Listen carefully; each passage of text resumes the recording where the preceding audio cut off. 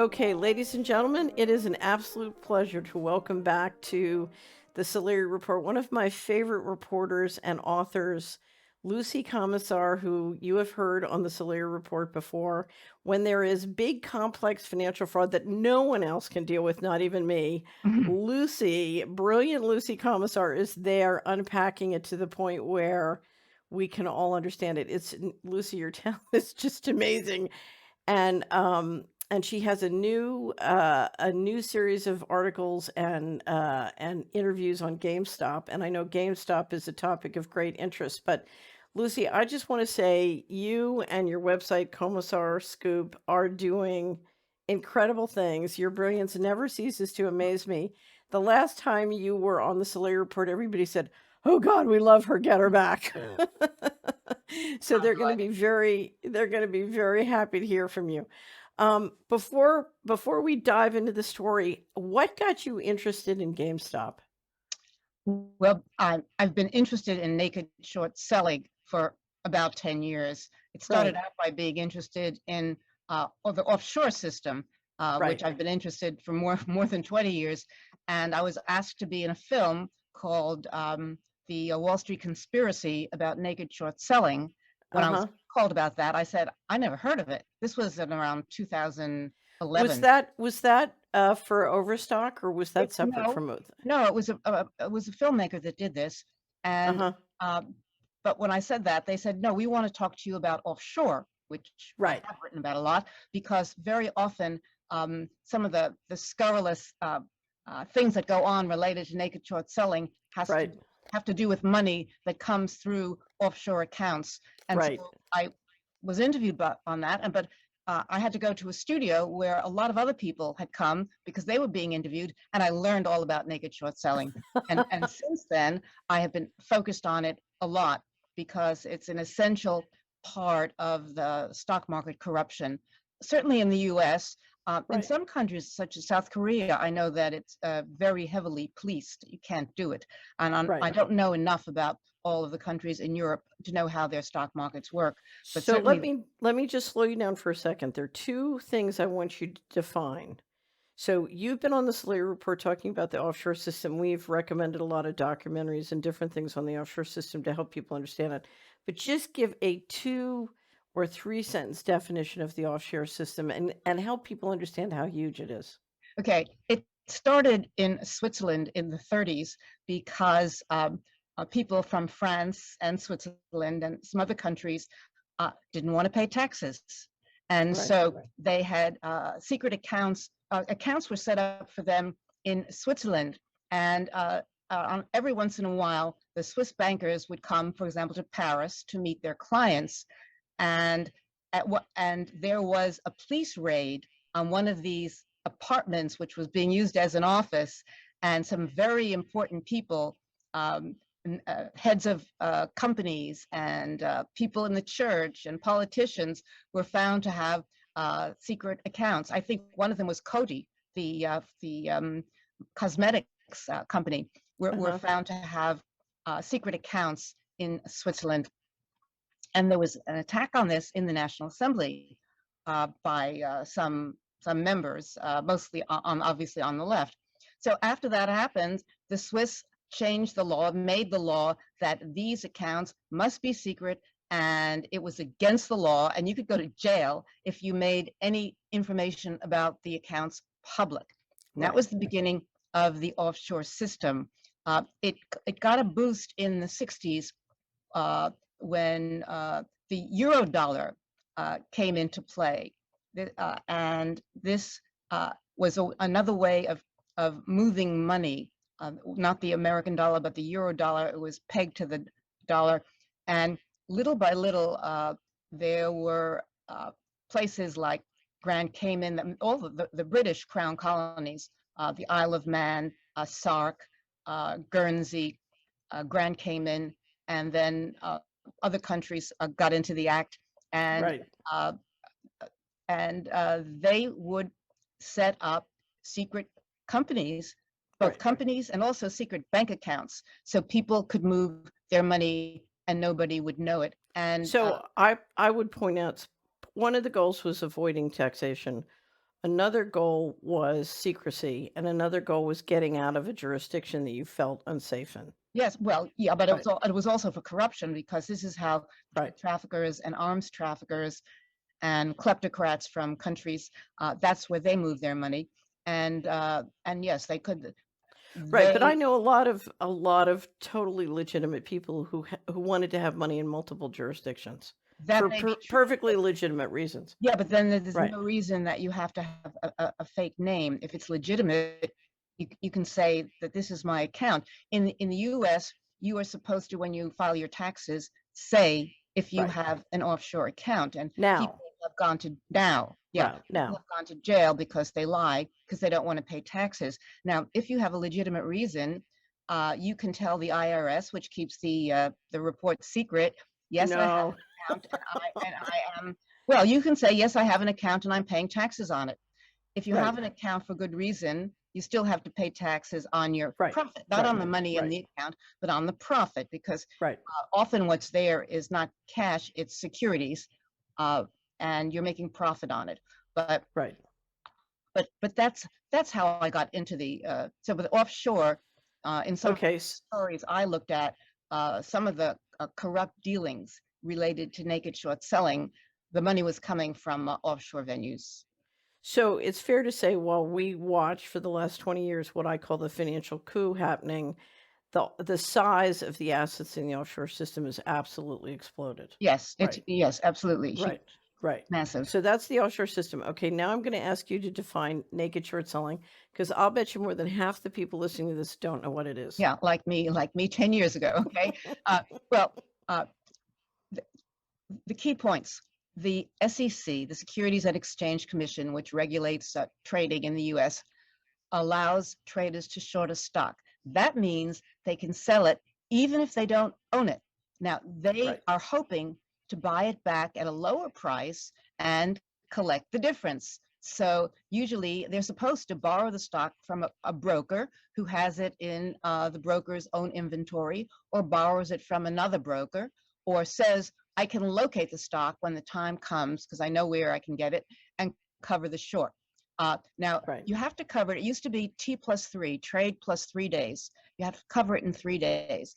Then a few years ago, became T plus two. So you have to cover it, right, meaning you have to cover it in, pay it to the buyer who doesn't know that that he or she has bought a stock that the seller didn't have, but you're supposed to, right, because it goes through the broker. So your broker is supposed to then move the stock to the other broker. It's all digital. It all happens in the Depository Trust and Clearing Corporation, the DTCC, and it goes from their digital ownership to somebody else in the same huge computer. So right, that's what that is. That's shorting. Naked shorting is you don't if you don't convey the stock, there's a failure to deliver. They call it an FTD, and that's right, also uh, what happened. That is naked short selling, and they are supposed to. If you have an outstanding FTD, you're a trader, you have to transfer the shares in a certain amount of time, and you're not supposed to short until then. But that rule is massively ignored, or it's finessed, right, and the penalties are very minor.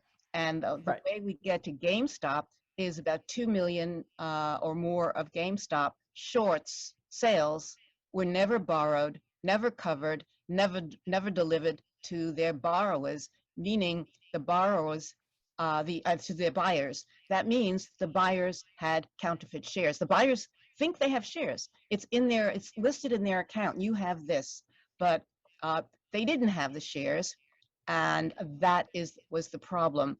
but a The good all the owners, think they own 140% of the stock, and there's not yeah. 140% of the stock. So let me just back up and say, who is GameStop? Okay. So GameStop is a company that has stores around the country, and in other countries too, and it sells computer games. To, I guess, to 15-year-old, Right, it sells right, computer games, uh, and it was because many brick and mortar companies were suffering even before COVID, but after COVID, when a lot of stores were on lockdown, people couldn't Right. go there. So some people thought, well, this is a good stock to short because the share is going to go down because Right. of those reasons. Except a lot of retail investors, particularly ones on Wall Street bets, and then a section of that called super stock, for some reason decided they wanted to buy this share. And there are millions of people were doing this, and the share therefore didn't go down. When a lot of people buy something, uh, the market hits the share, spikes the share, it goes up. Well, the problem was that big hedge funds had shorted GameStop without ever covering, without ever buying the shares to pay the buyers. And at a certain point in late January, uh, there was the spike. They couldn't cover, uh, and some of the hedge funds lost billions. One of them lost Right. $19 billion Right. because uh, they had to try to buy it, but they couldn't buy it because nobody was selling it, Right. and that was the short squeeze when they borrow the stock and they can't find it to sell Right.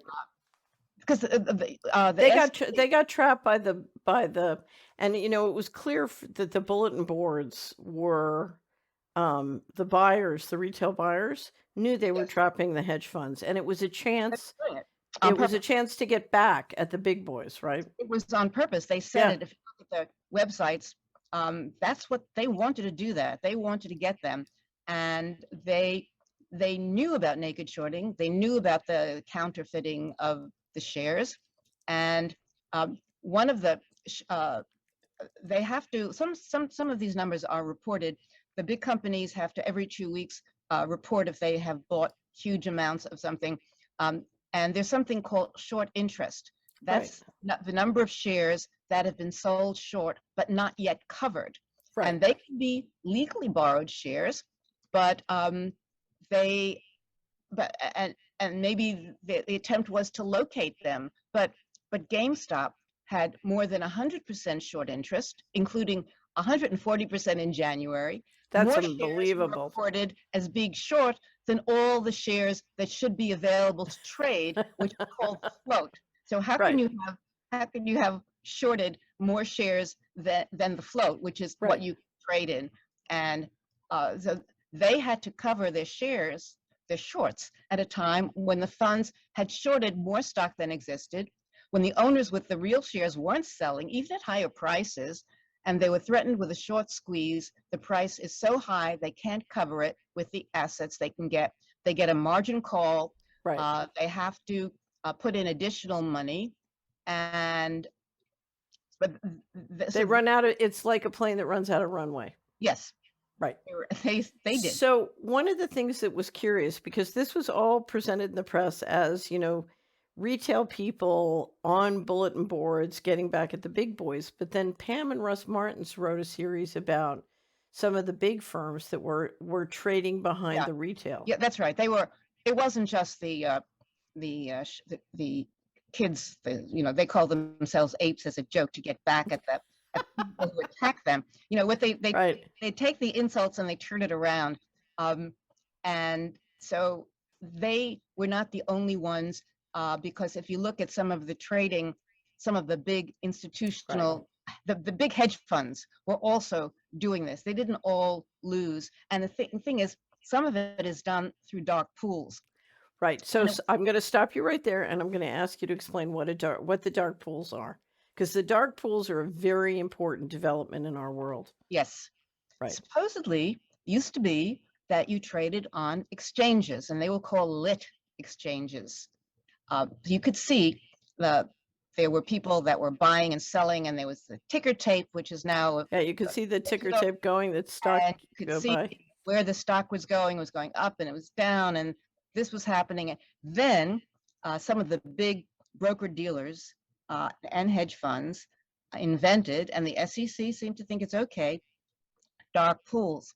The idea that they gave was, and to some extent, it's probably true, a big institutional investor is buying 20 billion shares of something, if and maybe they can't get it all in one place, so Right. they buy a big piece of it, and people see on the stock ticker or on the digital that there has been a purchase of this amount that is going to sell, that will move the sale price up, because people Right. say, we got to buy, somebody's buying, so Right. we're gonna buy some, because then they're gonna buy some more, and then we're gonna sell some, and we're gonna make a lot of money. So in order to avoid people seeing these trades, if they do it in dark pools, it doesn't Right. go on the ticker. So only these trading companies, which are owned by the big broker dealers and hedge funds, Right. um, they will see it, but the public will not see it. Okay, but what was happening, and this happened in GameStop, they were doing sales. They were manipulating the market in a way that nobody could see, so that Right. they could do a buy in the outside, and they could sell in the dark pool. People would not really know what was going on, and it was supposed to be for huge sales at a certain point, because there has to be some reporting, but it doesn't happen right away. They Right. found that some companies were doing trades of one share. This is the dark pools are Right. selling millions at a time, right? They were doing one share, 10 shares, 100 shares. That's not what dark pools are for. If you see a big company, a big trader, whether Right. it's a hedge fund or the bank, selling short, or doing some kind of trade at one share in a dark pool, something crooked is going on. And that's one problem. They found that dark pools, at a certain, the SEC, of course, has said, oh, no, it's not a problem, not a lot of trading. Dark pools now count for 40%, Right. 40%. A very significant part of the That's market. a lot of And trade. I would like to point out, while all this money is going missing from the US government, you watch suddenly a big portion of the equity market go secret. At the same time, lots of money is exploding in the offshore havens. And so the amount of money in our society that's moving into secret pools is growing rapidly. And that is absolutely related to what is happening now politically. Yeah. Right. So those were the mechanisms that were used, and because there was so much attention to GameStop, and also because a lot of the people. So I've communicated with some of the people on Superstunk, for example, which is one of the groups that they focus a lot on GameStop. There's some very smart people there. They analyze things, and the analysis they do is based on documents which are coming from maybe the SEC, or maybe their reports that are done. So they're very serious, and they're doing the stuff that the mainstream media is not doing. But Right. you could see that this was happening, and there was no action being taken by the SEC. So that has riveted attention on what is going on, because it's not only this company, the GameStop. For example, they've got something called the threshold list, which is Uh-huh. um, the SEC rules say if the companies fail to deliver in the previous 5 trading days, right? They're supposed to have 3, now 2. They're put on a threshold list. GameStop was put on the list last September. Uh, the continuing shorting meant that between December 8th and February 3rd, and the big spike came at the end of January, they were on the threshold list for 39 days, It's with incredible. hundreds of millions of shares are failing to deliver. How could it be on the list for so long? Regulators can find out which brokers are failing to deliver and Right. facilitating this. But the DTCC, which is the trades have to go from broker A, who has an account at the DTCC, Depository Trust and Clearing Corporation, to the account of the counterparty, the buyer's broker. And so they know. And they uh, had the chance. This was in around 2009, after the big crash of '08, when uh, Ed Kaufman, he had taken the Senate seat of Biden. He'd been Biden's chief of staff. He took the Senate Mhm. seat for 1 year and said he wasn't going to run for reelection. And he spent all his time on these kinds of issues. He tried to get the DTCC and the SEC to agree to require hard locates. Um, Hard locate means every share has an ID number, and if you're Right. borrowing it or locating it, you have to say, I am borrowing share 12356. And nobody else Right. can borrow that share because it's in the computer. This share has been is lent out. Well, they refused to do it. Now remember, the DTCC is actually owned, literally owned by the big bank broker dealers. So Right. they were not interested. They have all the information. Do you think they're going to tell that some of their members are doing this naked shorting? And so Right. the problem is, it's not regulatory capture, regulatory ownership. The SEC Right. is captured. The DTC is owned Right. by the crooked companies that are Right. And doing. I would like to point out that's the same companies who were the depository where all the money went missing from the US government. So we're watching multiple criminality in the treasury market, the equity market, the depository function. Now, let me bring up one thing before I want to talk about the SEC, but let me bring up one of the most outrageous events in this whole process was one of the retail brokers who was doing a lot of the retail trade for the buyers suddenly announced that they were going to stop allowing people to buy GameStop. Literally, people's a group of people's broker froze their purchases to help the hedge funds. And that is because Robinhood was making its money through what is called pay for order flow.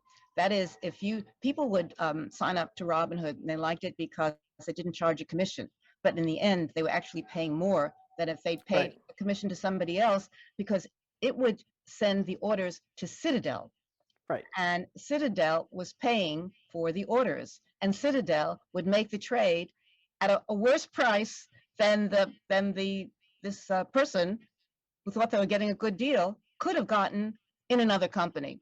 right, And they were, because of the spike, and Citadel is both a market maker and a hedge fund.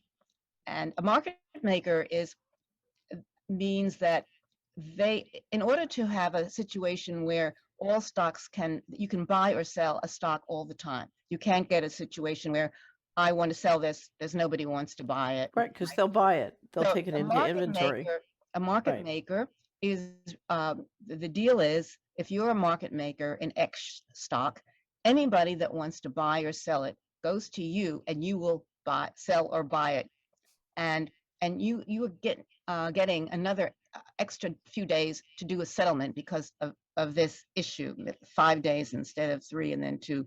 But what happens if you're the market maker and you know which way the market's going, you know who's buying and selling, you're also a hedge fund and you're mhm, buying and selling, right, and the hedge funds that were doing naked shorting were losing money. right. So Citadel had a reason to want to stop all of that volatile trading. And so Well, Robin they needed to buy and cover, so they wanted the other buyers to be frozen so the price could fall.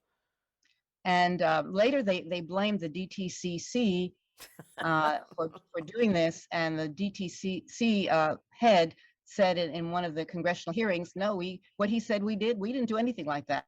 We never sent them a message saying you must do this.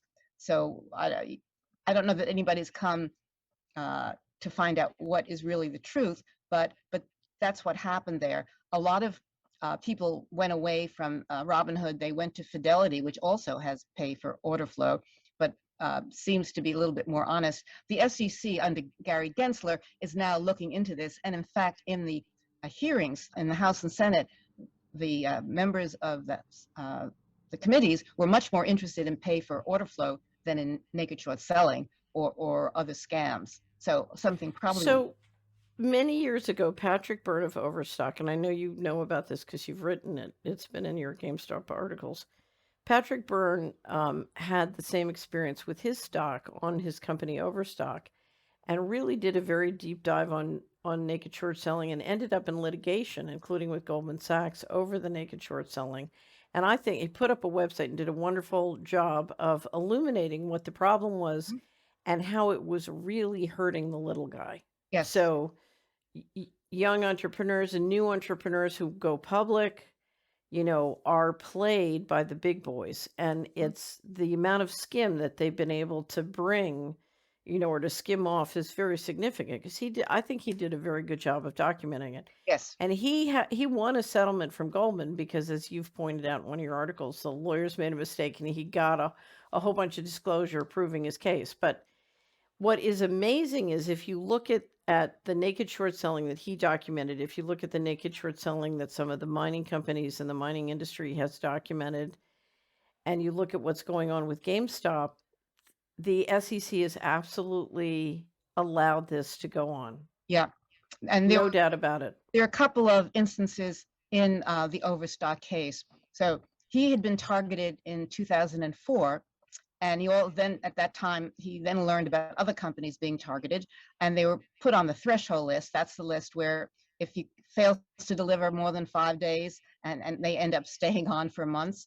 What was happening there is the same group of financial journalists were attacking them. He told me there was a similarity in these cases. There would be Uh-huh. federal action, some investigation, then there would be attack stories by the same reporters.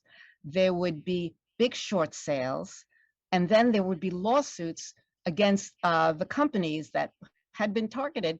Uh, Right. and all along, there were spikes in fails to deliver. And he filed a case against the Gradient, which was a market analyst writing about him, about Overstock, and Rocker Partners, a hedge fund, and they settled for $5 million. I mean, Oh, I Gradient. thought I thought he brought a lawsuit No, against no, no, Goldman that's Sachs after. too. That was Ah, afterward. That was afterward. okay. This was Okay. early. So he took his information because this gets us to the SEC. Right. In 2005, he took his information to the SEC to Mark Fickus of the SEC San Francisco office about the reporters that he said, were in cahoots with the criminal targeting of Overstock. The financial press got to the SEC commissioner, Chris Cox, and he canceled the subpoenas, didn't want to investigate that. Now, Really? one of the players in the scheme was the law firm Milberg Weiss, and it hired shills to sell short the targeted companies that would be Right. attacked by companies, groups such as Gradient. The companies would be attacked. They declined in value. The law firm would sue them in the name of the shills. So the Justice Department sued Milberg Weiss, but didn't deal with the naked shorting, just the hiring of the shills. And Milberg Weiss went out of business. And one of the partners, a couple of partners went to jail for a while. So now we get to the other suit that you're talking about. That was Right. in '05. In '07, Overstock sued the major prime brokers, about 10 of them, for naked shorting its stock and creating counterfeit shares that flooded the market. It caused the share price to drop from $70 to $20, and it presented evidence that Goldman created fake inventory for stock lending, counterfeit shares. And in the charges, Overstock said what it did was purchase conversions from market makers who have to buy and sell shares. Right. In the conversion, and this is a little complicated, first, an option allows a buyer to buy or sell a stock at a certain price in the future by a certain date. In the conversion scam, an options market maker is on one side, a prime broker like Goldman is on the other. So the goal of the trade is to create a stock for the prime broker to lend to cover the shares. So first, the options market maker sells the prime broker a naked short. That is, it never settles. And the market maker never sells. By the way, the reason they have the extra time to settle, it's called the Madoff exemption. Yes, he's the guy. He's the guy. He was a market maker, and he promoted it. The market maker then also sells a put option. That's an option to buy the stock in the future to the broker.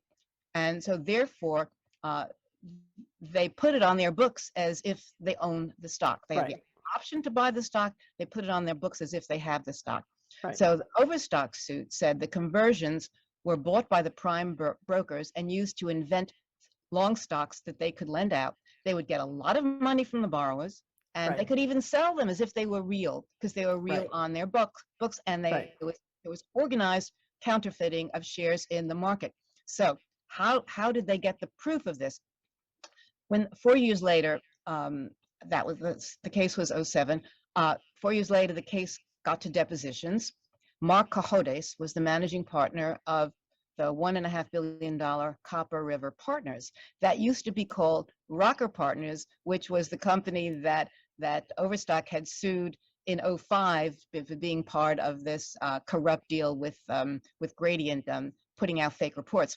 So Copper River, because Rocker had left the company, had retired, was then one of Goldman's largest short-selling hedge fund clients. And he said that this is how the option conversion trades created counterfeit shares. He said it in his deposition. And there was a lot more evidence about this. And this was on a case in California. It was in a state court. So it was in a different case, but they put it up It on was a Pacer, different, right? no, it was, no, but wait a minute, what happened was Yeah. this. So the judge in California dismissed the case for jurisdiction. He said, you don't Uh-huh. have it's no reason this should be in California. It's not the right jurisdiction. They dropped it. Overstock, they had gotten discovery with a lot of this information and Right. this position, for example, and they wanted that to be public. And the banks obviously did not. One of the key banks in this case was Goldman. They did not want it to go public. So Overstock put out a motion for it to go public, and the lawyer for Goldman put out a motion, sent in a motion to the judge.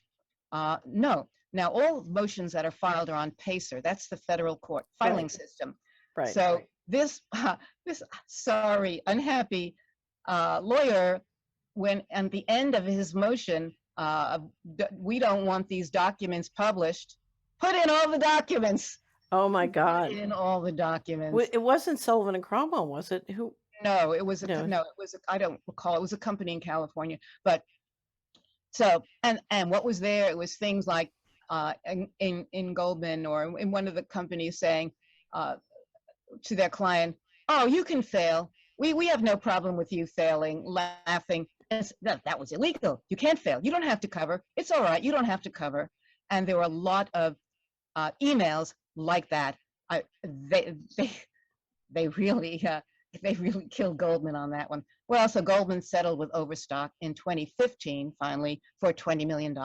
And also so did Merrill Lynch, because some of the documents they got were about Merrill Lynch saying the same kinds of things in emails. They held out a little longer. They also settled for, now what happened when you want to go back to what are the agencies that are supposed to protect us doing? So Byrne got subpoenaed. Patrick Byrne, the CEO of Overstock, got subpoenaed to turn over to the Justice Department the evidence that he got in discovery. And he said, I know the FBI, he told me this, I know the FBI had an indictment drafted against Goldman Sachs. We had all the data. We had spent $20 million on discovery to get these guys. There were agents working 3 years on this. Then it went to Eric Holder, the Attorney General of Obama, and he refused to sign it. A week later, he went before Congress and said, there are some companies too big to fail. So the corruption continues because at the very top. But Lucy, this is bigger than corruption because, and John Titus, who does Money and Markets with me every week, has pointed this out. What Eric Holder did during the financial crisis is establish that the banks are above the law. They basically can run criminal enterprise all day long with financial fraud and securities fraud, and they are above the law. And if they are above the law, as you know, they just get worse and worse. Mm-hmm. Yeah. Right. Now the other, so that's SEC and the Justice Department. But by the way, the SEC, when we were talking about dark pools, the SEC allows the dark pools, and they facilitated this con because they permit it. They don't have to permit it. And you know what's also interesting? Uh, the SEC said in 2015, the closeout requirement, that is, you have to buy the shares and actually close out, send the shares digitally to the buyer. They said the SEC, the closeout requirement applies only to fail to deliver positions in an equity security at a registered clearinghouse. That's a DTCC. So Right. unsettled trades could migrate to the dark pools. They Right. were out of the sunlight. The investors can't see what's So going on and I not be closed out. And it's also called another, aside from the dark pool, there's another aspect called X clearing. X means outside of, off exchange. And that is a company like Goldman or JP Morgan, the big guys. They are so big. They have so many clients that if what client A wants to sell a stock, client B wants to buy the stock, they just make the trade inside. right. They clear internally. That never goes to any exchange, to the DTCC, and it is not covered by any of these naked shorting rules. No closeout is required. They can keep counterfeit shares going around for years and nobody will ever see it. And now, as So I said, the reason they said they don't have to worry about this, because transactions outside the clearing agencies are rare, like 40%, as right. we said. So I'll say this, and you don't have to agree with me because I'm speculating, but I believe that when they started the dark pools in '79, the goal was, you're going to increase the financial fraud, you're going to increase the transfer of money out of the government. You need a way to launder it, and dark pools was essential. And part of the problem is if you look at the role that the equity markets are supposed to play in formation and sort of healthy allocation of capital, w- the number of companies in the float are shrinking because it's become a battleground. It's become a war zone and it's being used for financial fraud. It's being used for all these shenanigans. And all the people who are trying to use it for all the legitimate purposes can't. And that's because the regulator is supporting the Mhm. war. They're supporting the equity markets as a war zone, Yeah. I No, think. the beginning, even in some of the institutions, that the New York Stock Exchange president said some time ago, but this year, he said the so-called meme stocks like GameStop were targets for manipulation, and he said the vast majority of order flow can trade off exchanges, which is problematic. Now he's the president of an exchange, state, Right. or maybe it's a she, Stacey Cunningham. I think it's maybe a she. Um, but they're beginning to talk about it, but it doesn't really get picked up as a problem by the SEC. And when there was the hearings that took place, um, they were ignored. Uh, So it was not an issue So for. the SEC has so let me bring up Madoff for a second. I don't know how Yeah, much time you've spent looking into Madoff, a little bit. but I had Helen Shapeman on the Solari Report, and she's a financial institutions litigation partner, and she had money in Madoff, and so when Madoff happened, she just started to help other people. And I was interviewing her, and she said she was describing the fact that from the mid 90s on, Madoff only had one bank account in his asset management business, and it was JP Morgan Chase. So I said to her, Helen, well, who was the securities custodian? And she said there was no securities custodian because he never bought any securities. He had a brokerage business that was separate. In the asset management, the $60 billion Ponzi scheme, he never bought any securities. And I said, well, if he never bought any securities, then JP Morgan Chase was the senior partner because they saw everything. They saw the 60 billion come in. They saw all the money and where it went to, including the fact that none of it ever bought securities.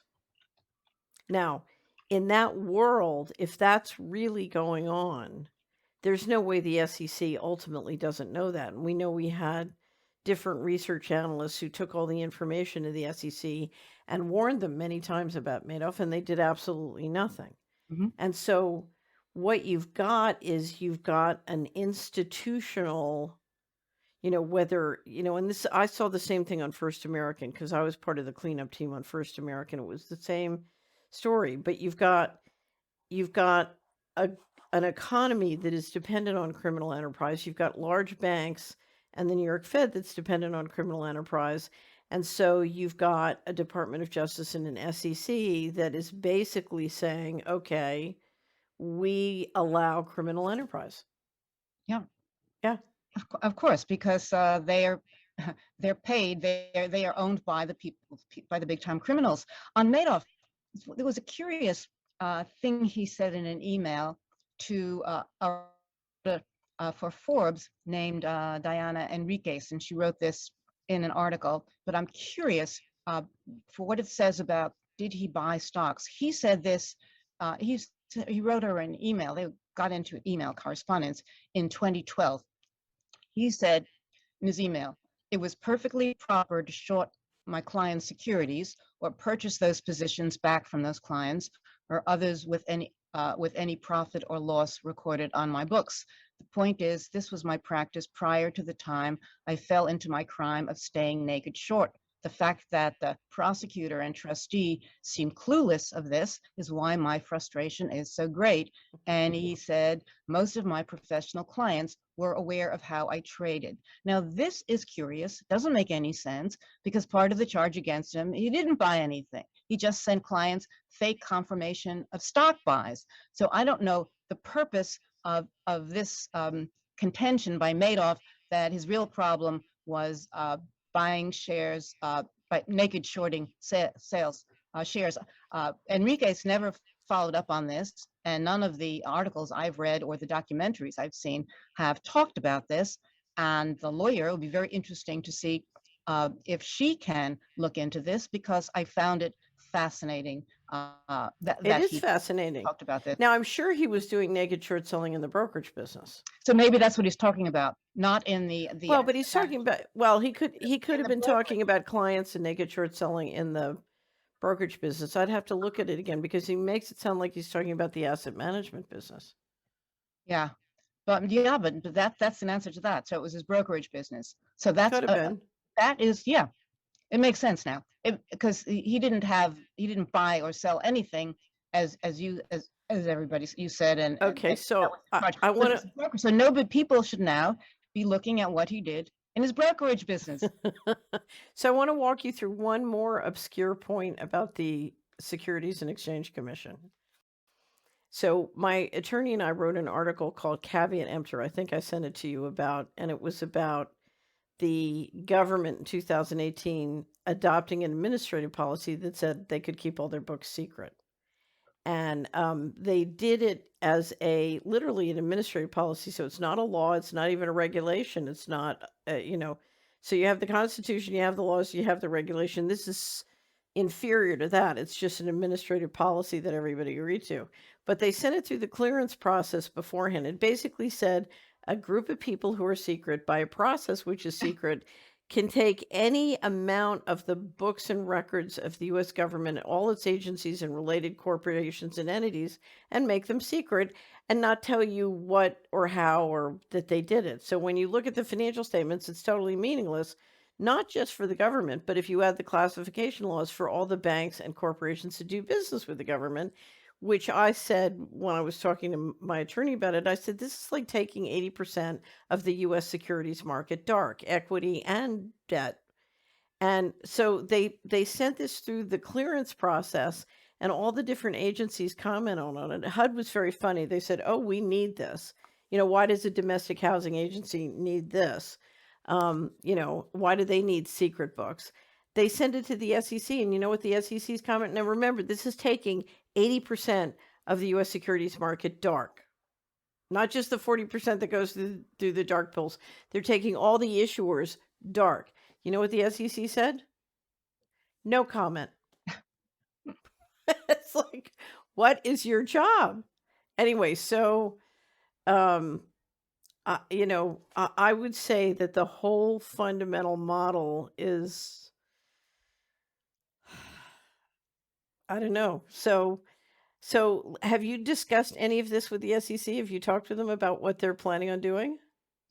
No, except by some Twitter feeds to Gary Gensler. Interesting. He's reading what people, he's on Twitter and he reads what people comment because I have seen him refer to that. Um, it could be a new a new game in town. We have to see what he does on this issue. I mean, there are Well, things. believe it or not, Gary Gensler was my classmate at Wharton Mm, and a personal friend when I went to business school. So, and he's clearly, I mean, Gary is really unbelievably smart and very, sort of, and in anything financial, he's remarkably, his ability to deal with complexity is mhm. extraordinary. So, one thing I will tell you is Gary will understand the issue. Yeah. So Right. there are things that he can do, and I can, for instance, if I was talking to him, and I would like in not too distant future to be able to talk with him.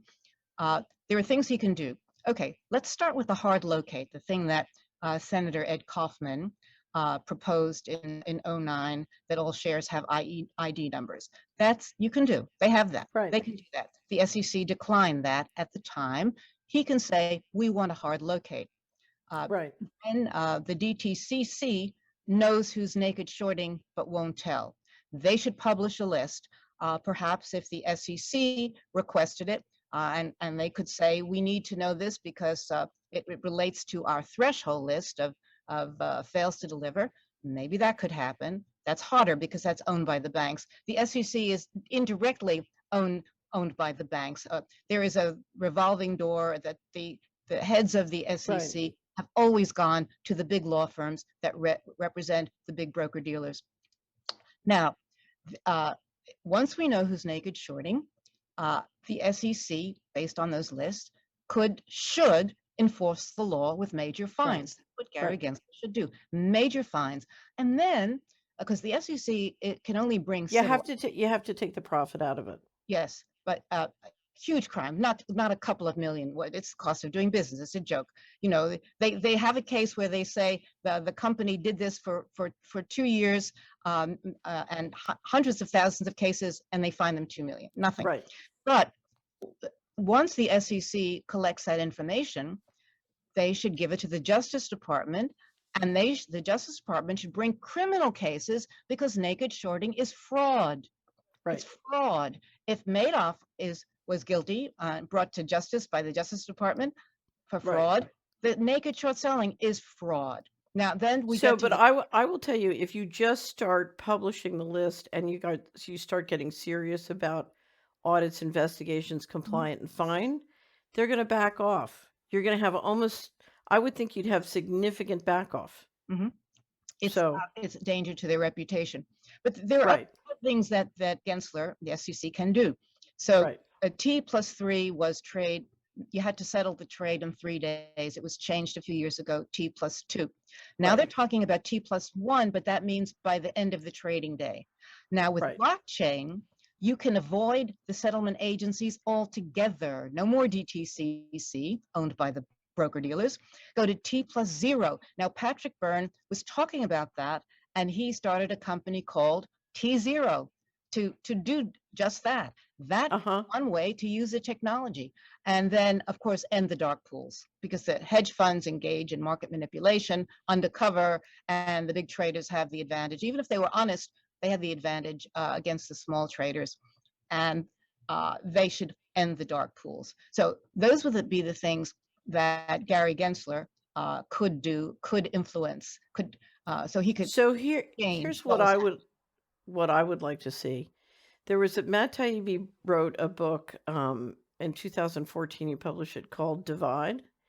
And let me get the subtitle. It's Divide: American Injustice in the Age of the Wealth Gap. And one of the most fascinating stories in it was the story of a publicly traded Canadian insurance company who'd been played in this squeeze by hedge fund short selling and the press, the media. and it was clearly, I would call it a RICO conspiracy.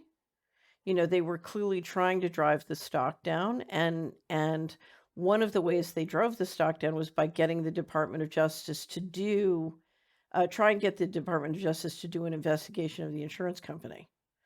But you saw an effort to make money destroying a perfectly healthy, legitimate company. Mhm. And Taibbi does a very good job of describing that. And I would love to see prosecutions of people who engineer that game. Yes. Yeah. There are plenty of people who could be Right, prosecuted. And Canada, of course, the Toronto stock market, stock exchanges, stock market, it's notoriously corrupt. So right. I'm not surprised if somehow that relates. But I you know, think they were doing it on the US markets. I could remember that wrong, but I think it was okay. the US markets. But But we've created this whole infrastructure of people who make money from financial fraud, make money from destroying legitimate companies, and we need equity markets for their fundamental purpose. So we have to make a decision. Do we want it to be a war zone or do we want it to be a capital market? it's a capital market would reduce the profits of many of these companies. At this Right, point, Goldman makes the majority of its profits from stock lending. That's not widely known. They make it right, from stock lending. So if we didn't have this corrupt business going on, and of course they're lending stocks that don't exist. right. They they're making their money from counterfeit. A lot of their money, we don't know the total number of how much is From counterfeited, counterfeiting. real, but we know that they're counterfeiting shares because that was proved in the Overstock case. So we're not So, accusing anybody of something that hasn't been proved and led to them paying the 20 million, uh-huh. 20 million. So I have if I that's have to I have to tell you, in 2008, I got so mad at Goldman Sachs. I worked there for a summer. I was a summer intern at Goldman Sachs. And because of that, you're on their email list and you get the research and all this stuff. In 2008, I wrote them a letter, which I published. It's way back in our website. And I said, I don't want to know you. Take me off your email list. I don't want your research projects. I want no connection with you. I don't want to even know you. I just think you're a criminal. And I'm amazed your partners feel safe walking around given what you're doing to the American people. I'm amazed you feel safe walking down the street. mhm, They are a giant squid. mm, Although, I'm learning more about octopus and they're fairly wonderful creatures. So maybe I shouldn't, I shouldn't denigrate what a squid is by associating it with Goldman. Anyway, so I have no connection with Goldman. mhm. But the others do it. I mean, Goldman is seems to be Yeah, Gary Gensler was a Goldman partner, right. right? So Right. he's turned. So he knows what he may know. But a lot of this is compartmentalized. So all the partners may not know what's going on in every other place. They Yeah, don't but know what's Gary going on in the Gary back came and office. worked f Gary came and worked for Bob Rubin at Treasury at Mhm, domestic finance when all the money was going missing. So, mhm. you Maybe he know, had a conversion, the right kind. maybe well, who knows? Let's see. The proof is in the pudding. So, the more I think you make it clear, a lot of times the government will say, "Oh, well, we can't do this or we can't do that." The more we make it clear, yeah, this is real easy to fix.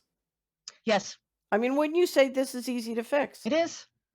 Yeah, You First of all, uh, the best way to do it is to bring criminal actions and put people in jail. That will right. concentrate the mind very well.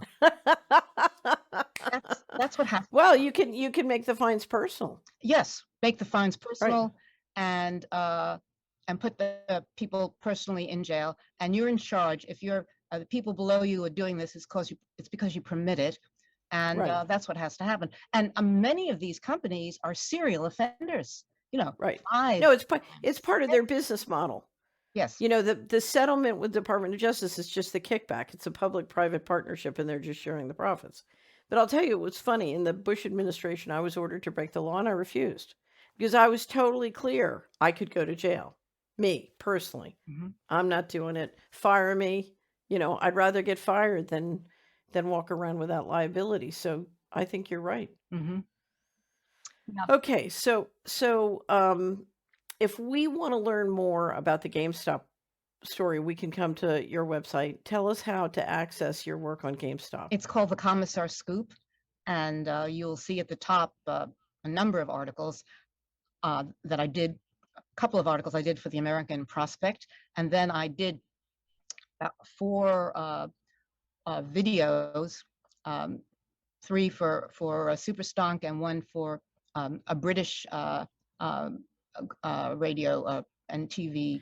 You did an incredible interview with, was he a lawyer, an accountant?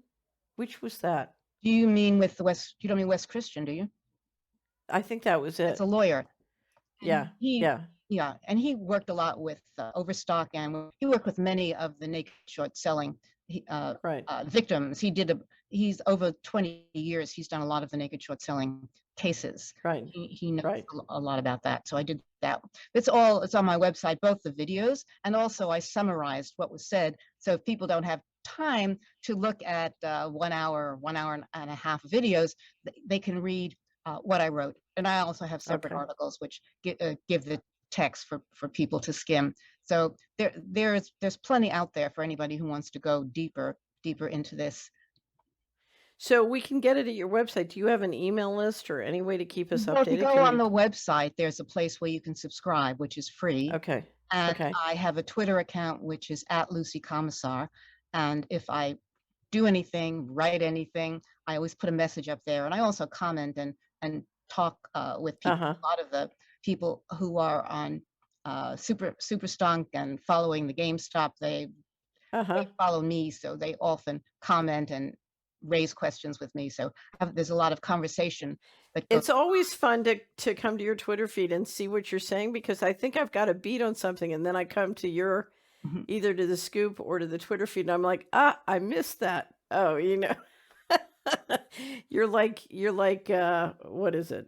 I don't know, it's like, it's you're on the case, they can't get rid of you. Yeah. Well, of course, the problem with the media, it's this case, but of course, it's many things. It's foreign policy as well, is that Right, the media is bought and they're not to be, mostly right, they're not to be trusted. I'm talking about broadcast as well as the major newspapers. They write a lot of lies. right. And Well, Brian Garish, who runs UK Column, who I really like, he says, "No, we're gonna start calling them the old media and the new media." So Commissar Scoop is the new media, and they're the old media, and Mhm. they do what they do. Right, right.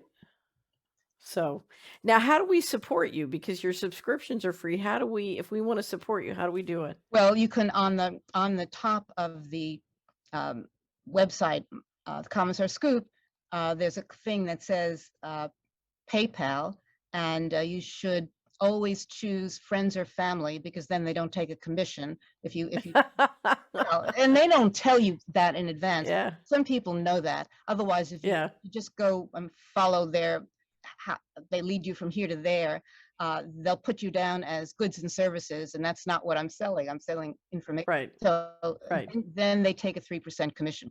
So right. go do, if you have PayPal, do PayPal. Also Venmo, I can get Venmo, uh, Okay, and so they can also accept donations. And okay. people have actually been very generous. Uh, I mean, I got paid for the articles at the American Prospect. I got a lot more money from donations, Right. particularly. Well, people, what I find is, uh, many people, including financial people, are perfectly happy to pay for intelligence, and they really appreciate it. If you're a market maker and you're trying to understand what's going on in GameStop, you can save them hundreds of Mhm. hours. So they're very appreciative, and I think if we're going to have new media, we got to support new media, and so I just have to say to everybody listening to this. Lucy Komisar, I think you are amazing. I think you are extraordinary. I have no idea how you do it. You must think in your sleep because your ability to kind of figure these things out and deal with the complexity is very, very special and unique. I love your work. I love you. And I can't thank you enough for coming on the Solari Report. It's my great pleasure because I mean we're really very similar. It has to do with a commitment to truth and a commitment to fight the crooks in wherever they may be in a lot of generally, it's where the money is. That's follow the Right, money and you also find the crooks, and I think we've both been doing that. And, right, the problem with the old old media is, they're owned by the crooks or people who are right, friends of the crooks, and right, they don't want to deal with that. One of the things about the Madoff story is that the Wall Street Journal, a Wall Street Journal reporter had it and wanted to investigate it. He got all the documents from Harry Markopolos, and the Journal wouldn't let him do it. Wouldn't let wow, him do it. And I think it was also Forbes had the story. right, Killed it. Killed it. right, So right, that's a real problem because they are basically connected right. with the people who are doing. Well, it's a business model, and they're all dependent on that business model, and so there's nothing that's gonna come out of that business model which will help you understand it. Mhm. It's who is it who said it's a club and you're not in it? Yes. Mhm. That's it. Yes. Okay, well, we have a new club, and it's called the New Media, Mhm. and you're definitely in it, Lucy Komisar. So I want to thank you so much from the bottom of my heart again for all your work, but now your new work on GameStop Mhm. and for joining me on the Solari Report. We'll get this up as soon as we can, and I'll let you know when it's up, okay? Great. Thank you. It's my pleasure. Have a great day. Bye, Lucy. Bye.